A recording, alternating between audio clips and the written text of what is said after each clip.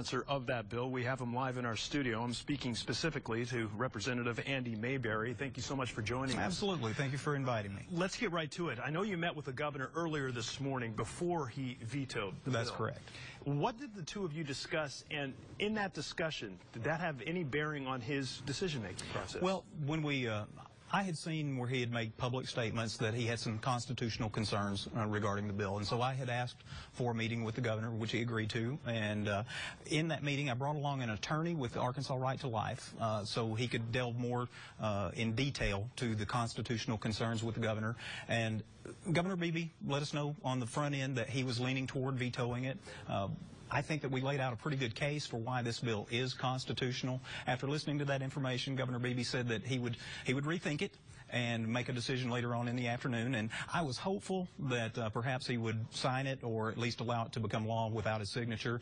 In the end, that didn't take place. He and I obviously disagree regarding the constitutionality of it. Yeah, we heard in Brittany's report that there's a possibility to override the veto. That only requires 50% plus one vote. That's correct. Is that an option you are seriously considering? Absolutely, absolutely. You know, I respect the governor's authority to veto this bill, but at the same time, another stage in a legislative process is the General Assembly's authority to override a governor's veto. So that is something that I will seek. What about his arguments saying that it's unconstitutional because it violates the U.S. Constitution and potentially it could cost Arkansas taxpayers thousands and thousands, if not millions of dollars in litigation? First of all, I don't think that it is inevitable that there will be litigation.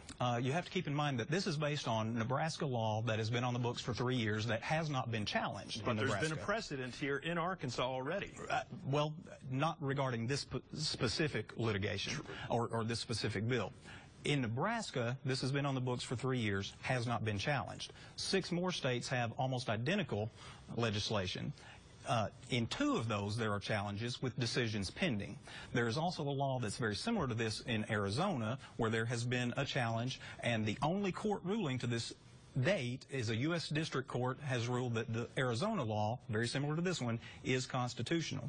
With these other challenges going on in these other states, I don't know that there will be a challenge in Arkansas, because as those play out in the courts, what happens in those states may well apply to Arkansas law. Interesting, and we'll continue to follow. One final question. Governor Beebe applauded you for not pushing Lieutenant Governor Dar to sign your bill. Do you wish you had now?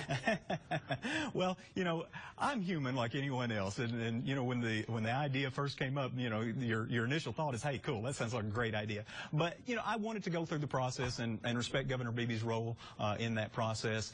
I still believe that this was the right route to take, and again, I'm hopeful. I wish the governor had signed it or let it become law, but I am hopeful that we will have enough votes there for an override of the veto. It's not over yet. We'll continue to follow it. Representative Mayberry, thank you for your time. We appreciate you joining us. I appreciate it. All right.